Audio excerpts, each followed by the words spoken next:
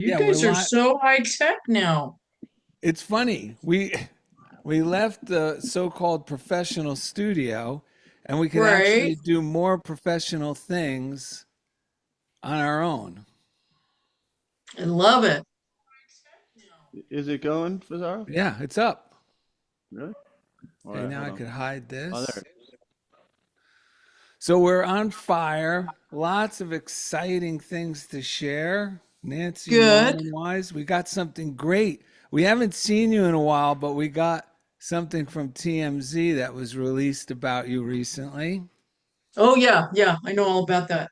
And then we got a great closing anthem that you probably used to. Oh no, I know you definitely. I believe your generation calls it "shook your booty" to this one when we sing Oh, it. that'll be interesting. Yeah. Oh yeah. This is definitely a girl fan friendly hit we're gonna be singing. Good. Ed's just once Ed sets up the once Ed gives me a thumbs up that we're on Instagram, then I'm going to start the recording, and then we're going to start the show. Awesome, And and, possum.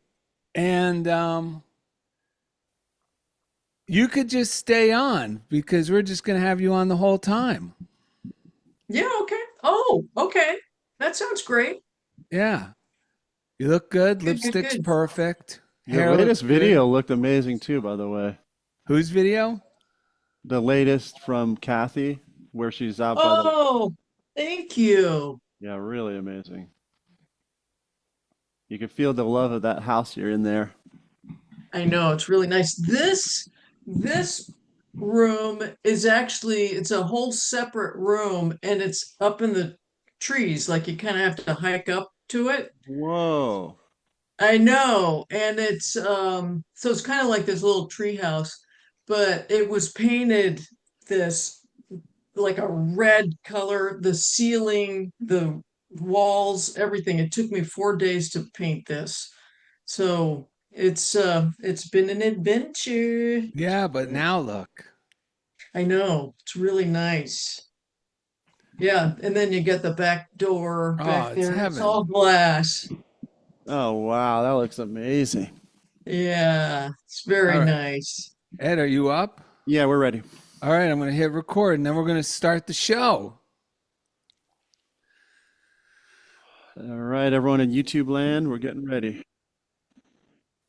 All right. Welcome to The Funniest Thing, Yes. where each week we share stories about how stepping out boldly always leads to better than expected outcomes. I'm Darrell, I'm Ed, and we and we're have. oh, and what? Cathy Jean Norman. That's right. All Right. three of us are on from the beginning, folks. We're broadcasting from three separate arenas, and we're going to have Cathy on soon. And Ed is going to kick off the show because we got a great topic. Yeah, today's show is called Inspiration and Follow Through with Reverend Cathy Norman. We all have unlimited access to fun, money making ideas, but having the confidence to follow through with the footwork requires faith. Footwork is fun when moving forward with faith. If you're not doing what you can't do, then you don't know the power of faith. Reverend Chris Chenoweth drives this fact home when he said, the first step to thinking outside the box is to stop telling yourself, I can't do that because I've never done it before.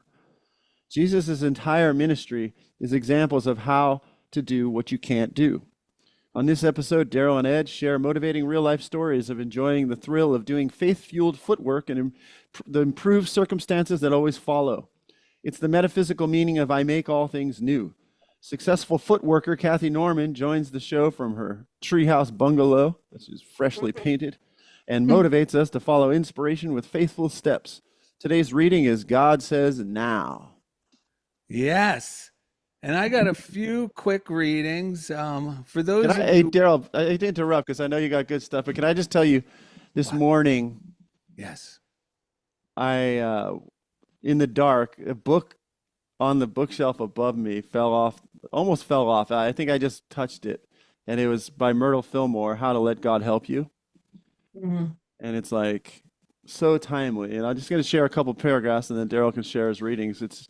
But I think, Why don't you share why it's timely? okay, so yeah, because I am personally learning to do what I can't do, as Darrell is lovingly framing it, which I love, which is, um, okay, so it hit me like a ton of bricks, like some points, blind spots in my life, and like I had insomnia, things I've never experienced before. But it has been a legitimate wake up call from my spirit that has me actively looking at things and reapplying things. And it takes humility because I'm like, I thought I knew this, but there's this whole other new areas, that I'm getting to apply this and get to have that beginner mind, as they call it in some traditions, But Darrell and I call it dummying down, and I'm learning to dummy down in new ways. And so anyway, Darrell's been so helpful, as he has been to many, in just continuing to remind me to do footwork, inspired footwork, simple steps. Like I've been compiling all these columns I've been writing for 13 years into a book. And the key to the footwork is, like Darrell's saying, there's a part of my brain that's like, I can't do this. I can't. And so the faith part is do it anyway. And so each day, Darrell suggested put in 5 of my columns. It takes a few minutes. And so I've been doing that. And little by little, I start to see that the things that it seems like haven't been doing anything are actually starting to build like a new bedrock of faith that I can rely on. So that being said, when I read this morning, I opened it up. It's called How to Let God Help You. I think someone sent this book to us. And she says, and it's like, you have these moments where every time you need a teacher to come to you, a different voice might speak to you. Raymond Charles Barker, Catherine Ponder, Charles Fillmore. You don't know who it's going to be.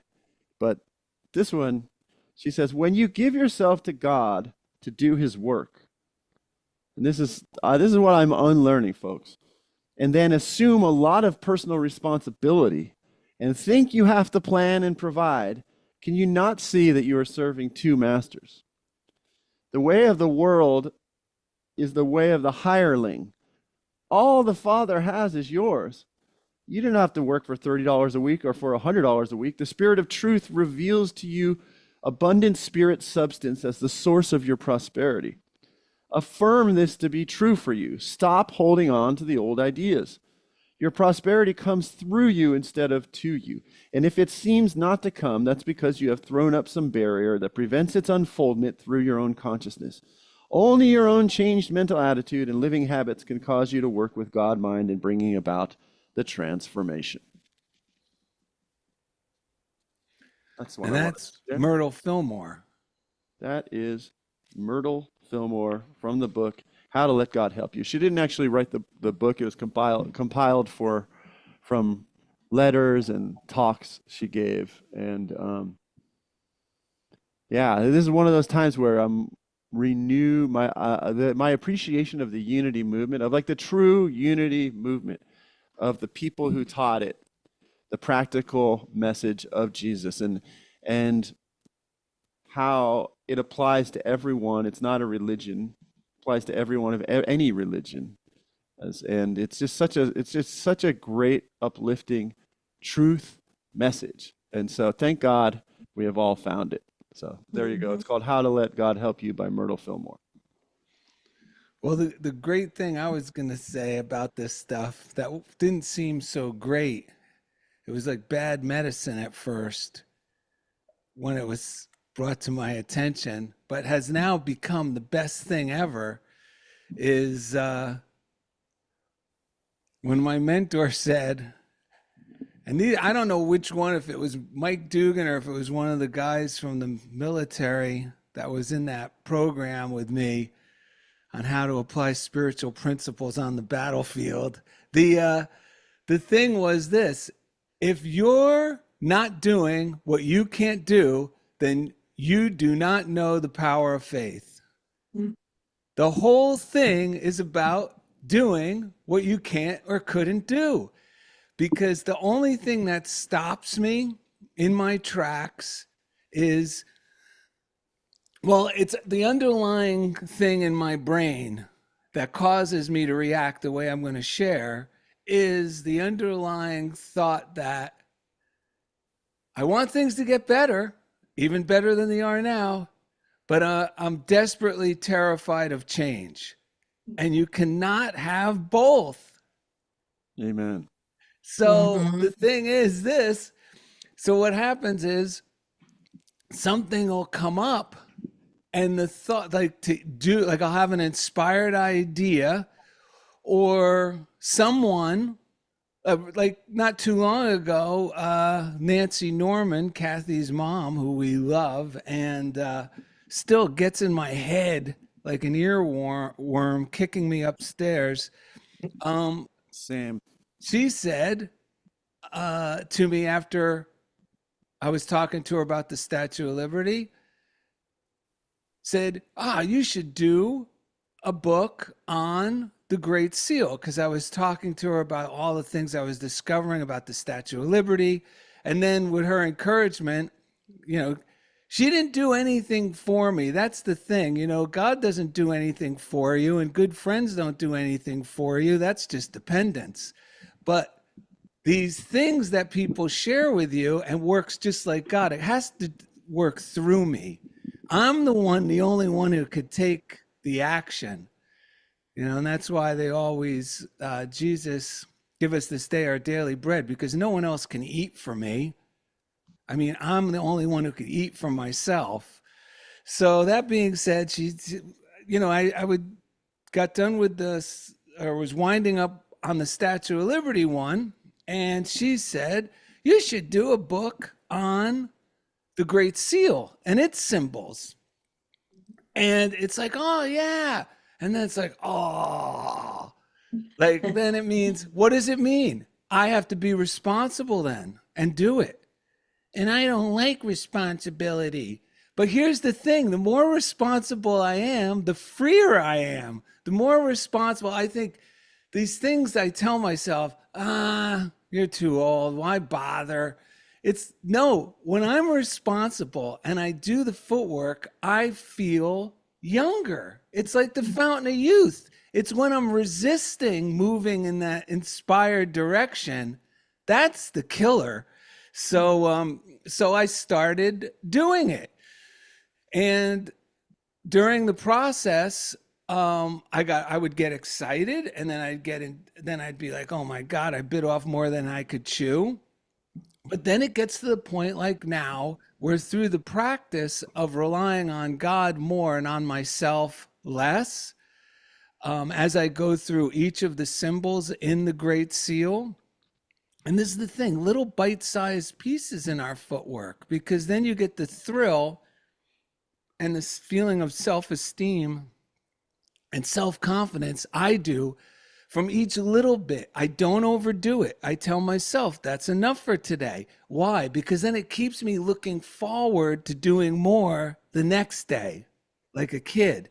And then what happens is I really start to get the thrill of being a playmate with God, because then during the course of the night, like if I wake up for some reason, say to use the bathroom, all of a sudden there'll be a flood of great ideas that contribute to the book that I had never even considered before. So during this whole process, and this is really doing what I can't or couldn't do, is we get inspired ideas all the time, and just thank God I had people that taught me to take initiative on them. Like, who cares? Just take initiative. Just take a small step and see what happens. You'll know if it's right or not. And if it doesn't keep motivating you, shelve it. And if it is God's will, you'll be reinvigorated. Like, it won't leave you. So during the process of doing this, when we're doing something that we're inspired to do, then we start, at least I become a receiving set for like multiple. inspired, fun, money-making ideas. And one of the things that came up was I had the thought, you know what? I could use ChatGPT because the book Step Out Boldly, The Hidden Meaning of the Statue of Liberty has been out for it's going to be almost a year in November. November, it will be a year. It's almost a year. We're in August since it came out. I said, I'm going to use ChatGPT to help me discover things, to do things that I have no idea how to do. To do things I have no idea how to do. So I just started asking it questions like, here, I have a book, Step Out Boldly. I gave it the title. And I said, who do you think, reputable people in either, and I just threw it out there, business or government that might be receptive to a book like this, that I could share it with. And I also said, would it be helpful if I uploaded the book so you know what it's about? And it says, oh gosh, yeah, upload the book and we'll work from there. This is ChatGPT talking. So I go, fine. Bloop. Within 10 seconds, it read the whole book, and it looked at all the illustrations, and it gets back to me like a good friend.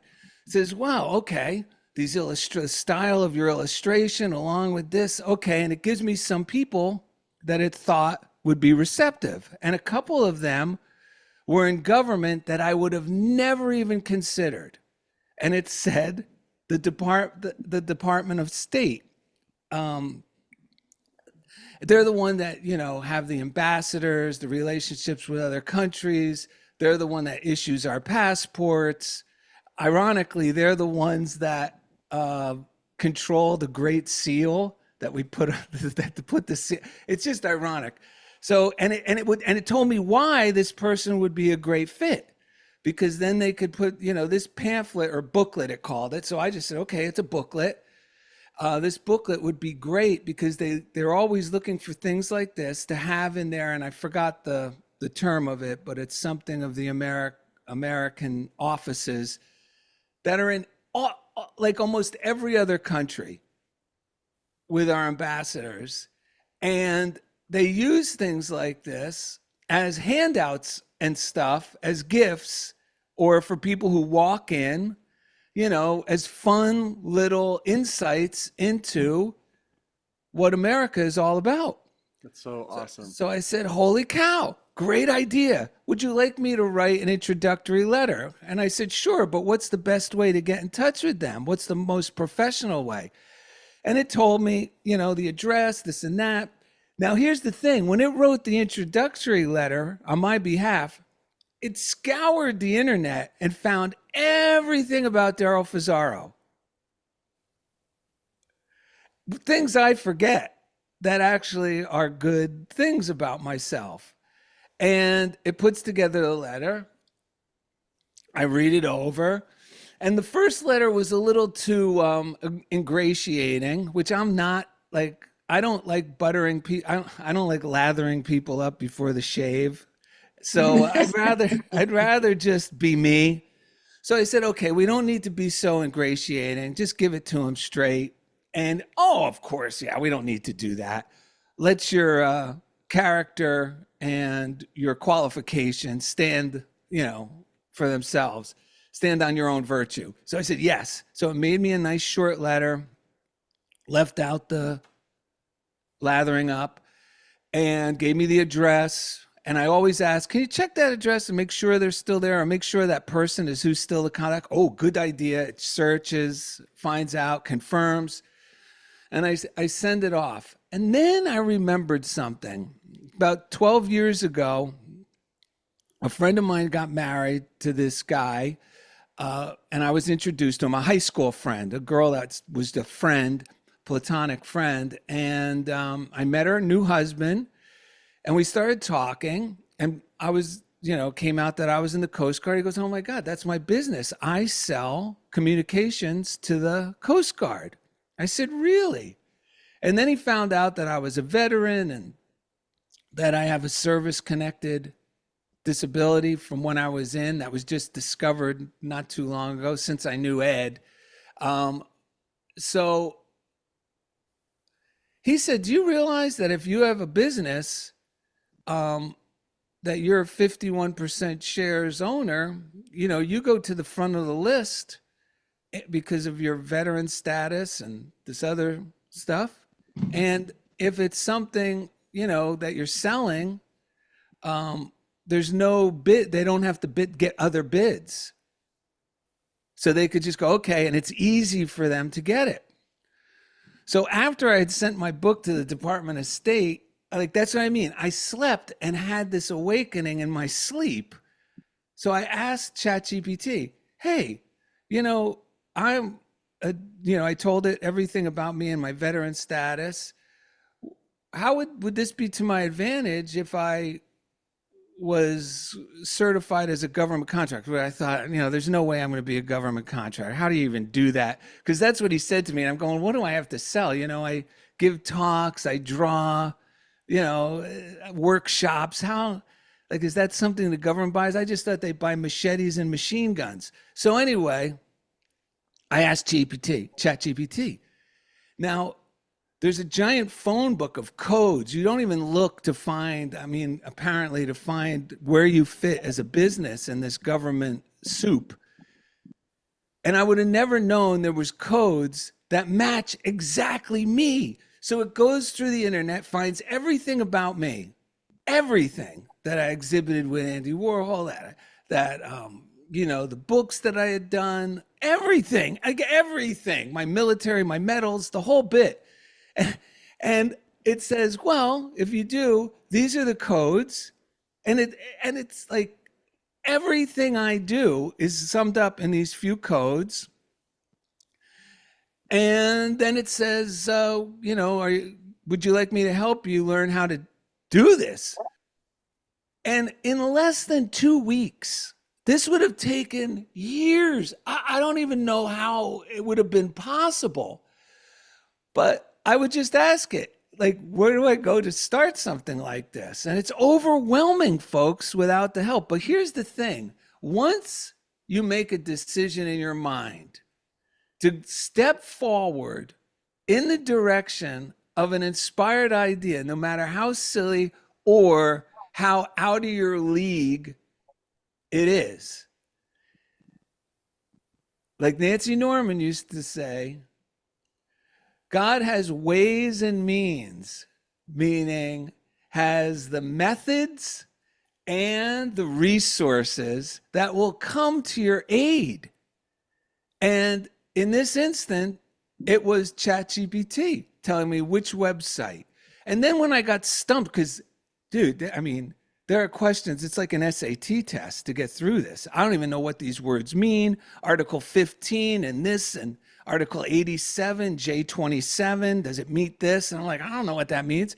So everywhere I was stumped, I just would ask ChatGPT, knowing what you know about my business and myself, how would you best suggest I respond? And it would not only tell me its recommendation, but it would break it down as to why.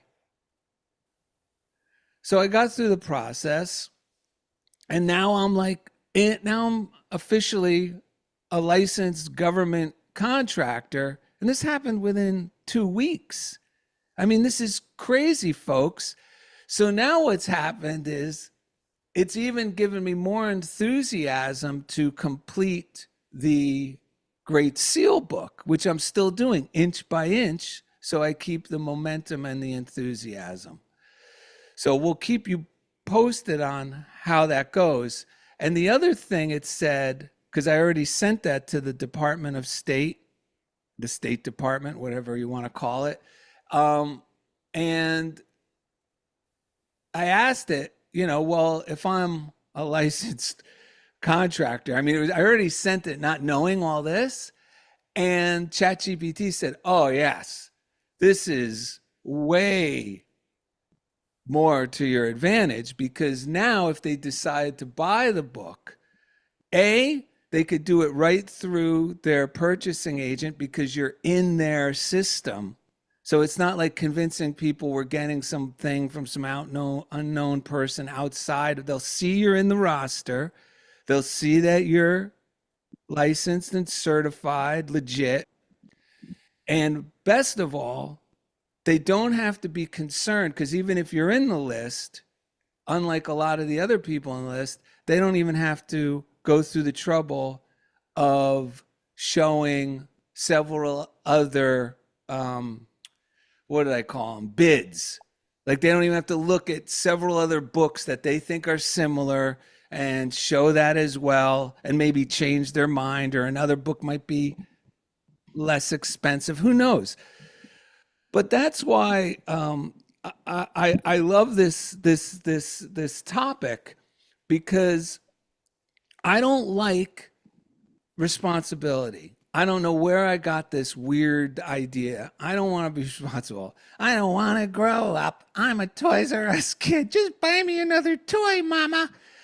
But the irony is, the more responsible I am, the more willing I am to take up the responsibility, the younger I feel, the happier I feel, the more inspired I am, the more like incredible, positive, optimistic, inspiring ideas for business, for creativity come to mind. And most of all, whether it happens or not, this meaning whether these things work out the way I am enthusiastic about, the whole process has been fun. In the process itself, it's just like doing art. Art, being creative, is an act of self-expression and self-discovery, because I'm thrilled to be doing things I couldn't do. And that's the whole message. That's the whole philosophy that Jesus Christ brought to the table. That if you have faith and belief in this power that's benevolent, then by gosh, you can let go of your limits. And I just want to read these few little things. I was going to read more, but I spent too much time sharing a story, and I want to get Cathy and more of Ed on here. But this is from Emmett Fox, from this morning. It's from Around the Year with Emmett Fox. And those of you who are listening from Unity or not, Emmett Fox and Charles Fillmore had a very close relationship, so much so that they each Emmett Fox considered Charles Fillmore his spiritual father, and Charles Fillmore considered Emmett Fox his spiritual son. And three of the top requested or most popular pamphlets by Unity were created. They're the, what do you call when you write down transcriptions of talks that Emmett Fox gave. One is The Mental Equivalent. The other one is Life is Consciousness. And the most popular one is The Golden Key. So, which Ed and I highly recommend as well. So this is just a piece from today. So when I do my morning routine, this is what I saw. You have created, it's called Living to His Glory. You have created your limited self by thinking, and you can destroy it at any moment by thinking a new pattern. Why do we not change from day to day and week to week, from glory to glory, until our friends can scarcely recognize us from the same man or woman? Why should we not march around the world looking like gods and feeling it, healing instantaneously all who come to us, reforming the sinner, setting captives free? And then it closes with this Bible verse. The Spirit of the Lord God is upon me, because the Lord hath anointed me to preach good tidings unto the meek. That means encourage others instead of walking around trying to get others to encourage me. He has sent me to bind up the brokenhearted, to proclaim liberty to the captives, and the opening of the prison to them that are bound. And that's from Isaiah chapter 61, verse 1. And then I wrote to myself, I have the power to make miracles. I am a change agent for good. I bless and transform. That's all I have to do is bless, bless, and let God work through me. And then from Oliver Wendell Holmes, all limitations are self-imposed. All of them. All limitations are self-imposed. And I kind of fixed an Alan Cohen, like a little sentence he had in one of his writings for myself. And I wrote, ignorance is bliss when the thing I'm ignorant of is my own limitations. Ignorance is bliss when I'm ignorant of my limitations. Real quick, let's just thank Patreon people. Thanks for contributing to the show, keeping it commercial free. Patreon.com/funniest thing. You can contribute to the show. It's really helps everything roll along, and it's great to not have any commercials or even have to think about that. So, because they can be very disruptive, as you know, in a podcast. But also, if you want to send us anything, funniest thing, P.O. Box 1312, Culver City, California, 90232. Let's thank the chief engineer, Jeff Comfort. Each week, he takes us right into the comfort zone. Let's do 3 deep breaths together, and then we're going to let Cathy Norman rip. So let's take a deep breath to clear our mind. When I'm not in my head, I can raise the dead. When I'm not in my head, I can raise the dead. Kathy, you want to do this one? Oh, when All I'm not three of in us. my head, I can raise the dead. Yes. And all three of us. You ready? When I'm not in my head, I I can can raise the dead. dead. All right. All right. Do you want to just get straight into it with Kathy? Yeah. Yeah, let's do it. Well, first of all, I love that affirmation. When I'm not in my head, I can raise the dead. And, Jesus was always about, it's not me, but God that Yeah. works through me. One of the things, and Ed, you were talking about having some sleepless nights. There's a practice that I do for my head, and it's just Jesus's words. It is finished. For some reason, during at night, and I think everybody does this, is that they start going over the day. And sometimes there's like one thing during the day that will trigger them, and then it's like this little wormhole, and they can't get to sleep. And I've done it myself. And so now it's like, wait a minute, that's done. It is finished. So it is finished. I can go to sleep. And then there's something bigger, like Darrell was talking about in the middle of the night. That's when the ideas start pouring through. That's when there's a greater download of next steps. And so it's just when you're not in your head, you can raise the dead. It's a great affirmation to have, because when you're in your head, yeah, you can't, there's nothing you can do about it. And I can't tell you how many the other night, there was a friend of mine that sent me a listing from an ex-husband. He's since passed away. His family is selling the house that he and I had remodeled like years and years ago. And we had gotten into so many arguments because I was right. So, I was right that, yeah, no, you shouldn't put the green tile there and blah, blah, blah. So it triggered all of the I was right. A big part of being in the head is I'm right. So when you say no, it's finished, letting that go. The big thing to let go of is having to be right. Yeah. And so I noticed that it woke me up in the middle of the night, like, oh my God, I'm still right after all these years. Still haven't let that go. I couldn't believe it. It's been way over 20 years.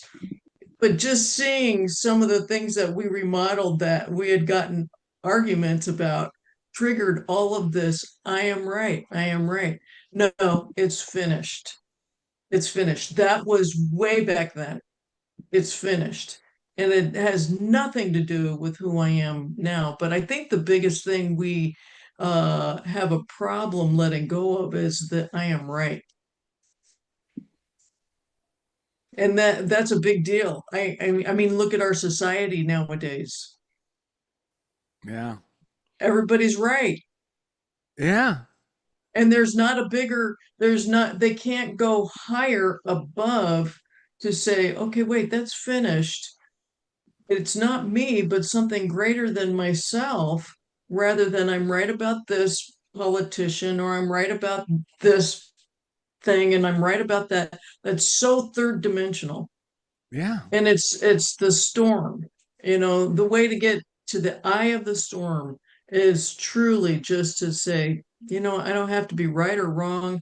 I'm just, it's finished. And there is something greater than myself that's taking over. So it's just a great way to live. And then just like you, Darrell, everything falls into place. And you know that God has greater ways and means of taking care of you. And then you get these little breadcrumbs along the way, like, oh, I need to go here because Yeah. this is happening, or I need to, you get the doors that are opening along the way, but you don't have to be right. No. No. And the good news is I've gotten to the point where I've even forgotten like who I sent. Like once I send the letter that was suggested to whoever might be receptive to the Statue of Liberty, the symbols in the Statue of Liberty book, I forgot who I sent it, when I sent it. And I like that Yeah. because I am just, by doing that, I'm just opening all the windows and doors in my spirit for good to come in the way God sees best, not with not any direct expectations, specific expectations that it's got to come through this way. Another thing that's helped me do what I can't do, and this has helped me my entire life since I was 23, was the understanding that, and this is an old uh, Course in Miracles thing, which is if I want peace, I will be concerned only about giving. And if I want conflict, I'll be concerned about getting or evaluating why I'm not getting what I think I should be getting. And the other Course in Miracles little slogan that's in my brain that I can't shake when I start feeling right. And I'm so glad it does, because even in the moment where I'm feeling I better be right about this, there's now this little voice that goes, would you rather be right or happy? Shh, shh, I don't want to hear that now. Would you better be right or happy? Yes, because sometimes being right makes you happy. Yeah, or so I think, but it never really does, because Uh, even if I feel like I've like proved like I was right, it leaves a bad aftertaste in my mouth, mm-hmm. Yes, because indeed. it's not like an overall joyful, just God working through me with an inspired idea. It's no, it's me making a demand. And then, like a little baby, after my demand, if it does work out, see, I told you, ugh, it's not the me I want to be anymore. Right, right. Recently I was with somebody that well, I think she had like 2, 3 weeks to live. And that was one of the things she said. She said, you know what? I lived my life trying to be right. And she said, it's so freeing now to know I don't have to be right. I'm going to get Ah, off the planet. I don't have to be right. And it was so freeing for me to hear that, because that's what gets us stuck every single time. And if we don't take God on as, like you said, a God playmate, you know, we're going to be stuck every single time, and we'll be stuck in resistance. And for her to be in her presence of complete freedom it was just like I want some of that. Yeah, that's how, Mm, and you know what? We can live that way now. That's what I see and learning from her and you even sharing it with me. I want that now. That's yeah. when I'm at Yeah. my best. You know what helped me get to that? I've had some good incidents that were very scary. Some people go, that's traumatic. And thank goodness I went through it with these tools. But while I was in the service, uh, I mean, especially I was working in law enforcement. So, horrible things happen that you witness. Um, but my mentors would remind me, like, they would help me through this idea of, you know, our time is limited here. Like, where are you going to put your perspective? Like, wouldn't it be great to just says, like, let it all go, like she's doing, like her. And in moments like this, it would release me from anxiety. It was crazy. It would release me completely from anxiety. And I felt like totally at peace walking through situations which prior to I would have just, either plowed through like a stuffed musket or ran away from. But it was like, and then when you go through with that, it's almost like I walked through unscathed because I was so free from the idea of being concerned about my own self protection. And that's where the thought of generosity became my shield of protection. In those situations, how can I encourage the other people? How can I be the force of good in this situation? Took like protected me. Not that I'm a special person, but I know for a fact by not trying to protect myself and going with this generous perspective, it definitely made me feel immune, and I'm still here today. It made me feel peaceful in the situation, and I'm here today, so it definitely worked. I mean, so I'm not going to try to think like this won't work for everyone. Shit, man, it worked for me. It can work for anyone. I mean, it wasn't me. I was just surrendering to a higher power by choosing to be generous in those moments. And that's what helps me now, even when I think of, oh, what's the point of doing this, working on this great seal? Is anyone going to like it? I have to switch from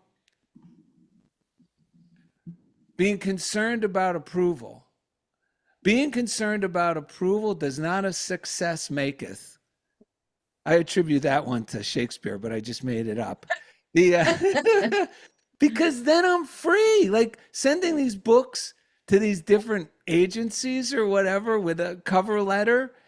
It's just I'm thinking of it. I'm just giving them a gift, Yeah. and they could take it or leave it. But from that place, I'm immune from, like I said earlier, the feeling of I must hear something from these people Mm, specifically in right. return.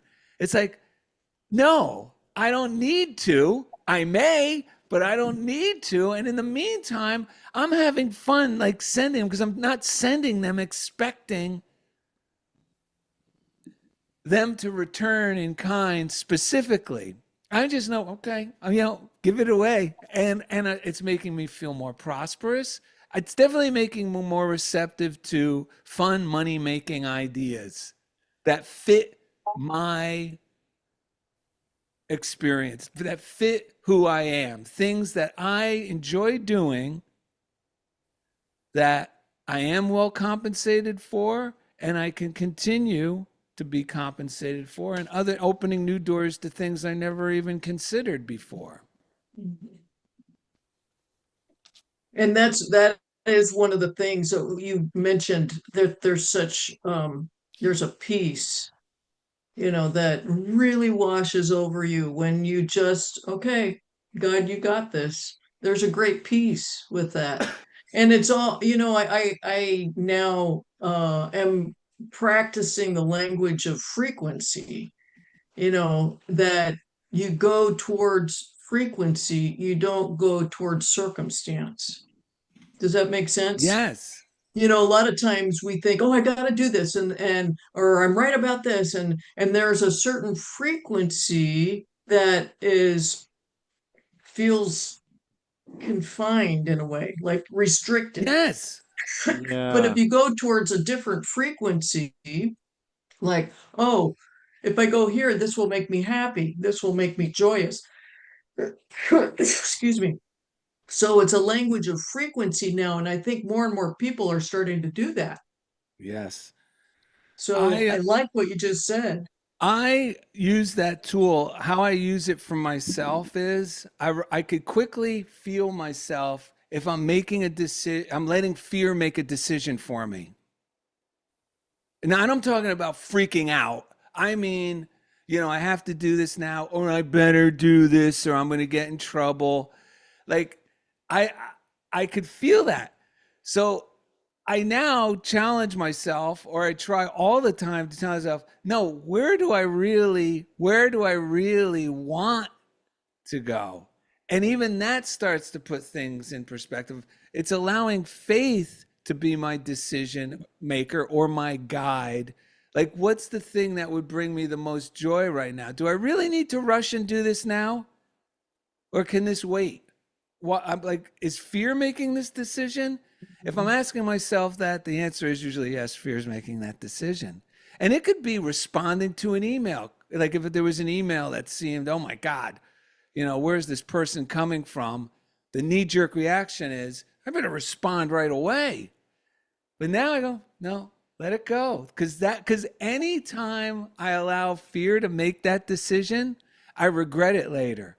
But every time I go, wait, life is not an emergency. Life is not an emergency.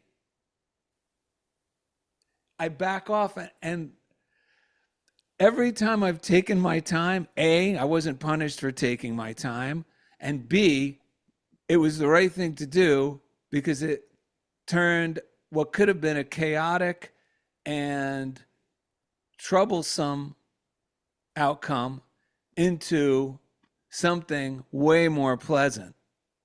Yeah. Always. Yeah. It also keeps senior citizens. Are we really senior citizens? But anyway, it keeps senior citizens from responding quickly to those text messages or, that say, Right. we received your payment for $800 to so and so. Please click here to confirm. No, I go, wait. No, no, no. No, no, no. I don't need any time.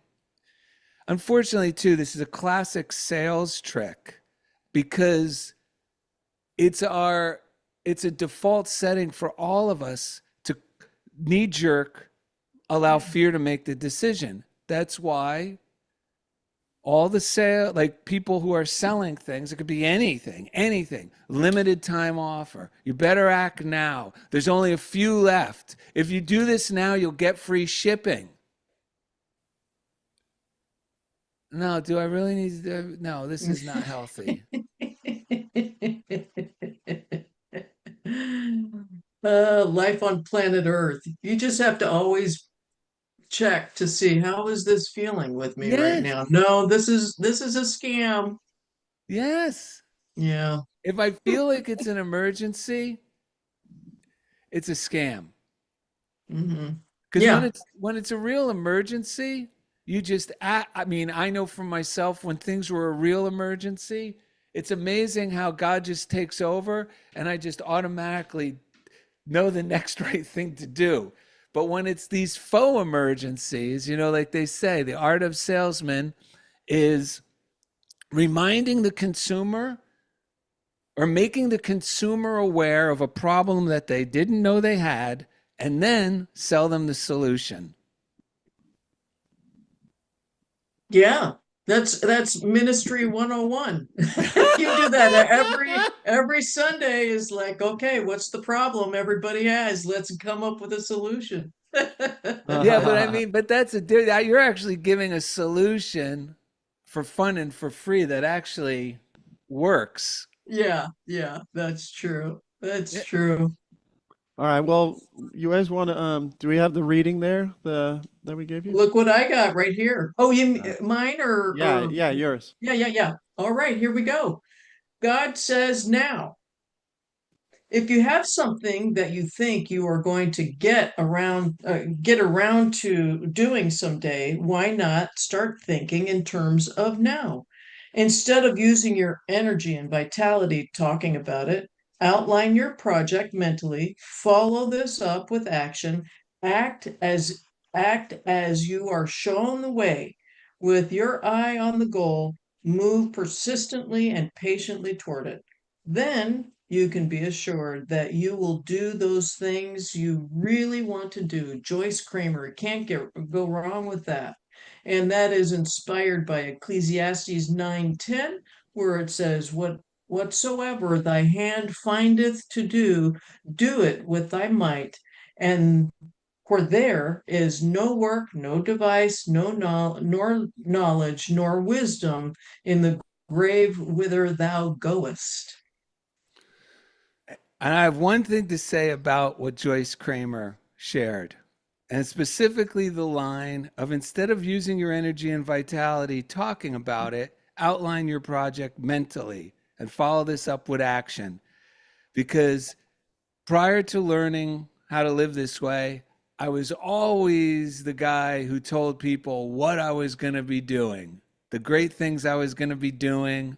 And I had no idea that talking about it let the steam out of the locomotive, out of my out of the locomotive within me that would propel me to move forward. And because we get like this weird faux high from just telling people what we're going to do, it kind of slowly starts diminishing my initiative toward doing that thing. And then I just hope I never run into those people don't ask me about it again. But I was thinking this is really because you know when people say it's a change in perception, it's a change in your attitude. You know, instead of talking about it, show them, don't tell them. But I thought, wait a minute, this is a change in perspiration. It's a change where I put my energy. That's It's awesome. I that's a like that. Perspiration. it's a change in perspiration. Hey Fazaro, you remember when we were so nervous that we could hardly talk during that first talk at a church, a Unity church, and afterwards they asked Cathy Norman how we had done? Oh, you mean we asked? Yeah, We we asked asked Cathy, remember Cathy we went up to how. Cathy and we said, "Hey, how'd we do?" And Cathy replied, When I'm worried about getting nervous during a talk, and this is, I guess someone quoted Cathy, they heard us. I put a little vodka in a glass instead of water. If I start to get nervous, I take a sip. well, the following Sunday, Darrell and Ed took Cathy's advice. They were very nervous, so we were very nervous. So before beginning, we both took several swallows. This time our talk went so smooth, or so we thought. After our performance, we found the following note from Cathy on our seats. That's right. She left us notes. I remember what they said. Yep. You sip the vodka, not gulp it. And by the way, Jacob wagered his donkey. He didn't bet his ass. So maybe we just took a few too many sips. All right. I Well, think Cathy so. Norman, thank you so much for joining us today. Thanks for Thank everyone for tuning you. in. Don't forget to share and save the show. You can find a link to Cathy's ministry, unityjoyoflife.org in the description. And just remember, this ain't a song for the For the broken broken hearted. hearted, No silent silent prayer. prayer for the faith departed. I ain't gonna be just a face in the crowd. You're gonna hear my voice when I shout it out loud. It's It's my my life. life. It's It's now now or or never. never. I ain't Ain't gonna gonna live live forever. forever. I I just just wanna wanna live live well while I'm I'm alive. alive. It's my life. My My heart heart is like is the open open highway. highway. Like Frankie said, I did it my way. I just want to live while I'm alive. It's It's my my life. life. Woo-hoo! That's by another long-haired, good-looking man like Jesus named John Bon Jovi. Can't go wrong with that. I wouldn't have recognized that song, but now I know which one it is. I know. That tends to happen. That tends to happen when Yeah, we no sing the rehearsal on songs. that one. No Just offense to just the lyrics sent over to me. So Ah, no I no love you guys. no love you offense. This too. Have is a great yeah. day. Thanks everyone. God bless you. Bye Thank bye. you, Cathy.